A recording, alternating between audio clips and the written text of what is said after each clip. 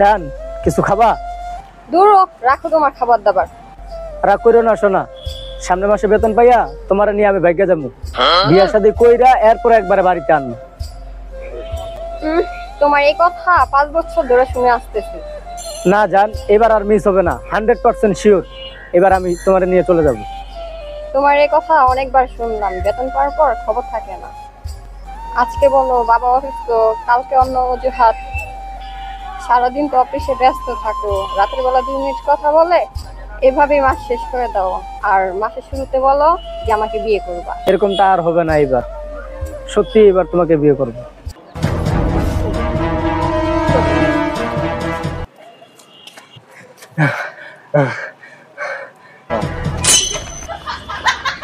কি রে ছোট, কি হয়েছে? এমনি হাঁপাইতাছস কে? ভাই ভাই, আপনি এখানে বসে প্রেম করতেছেন? ভাবি তো আপনারা খুঁজতে পার্কে আইছে।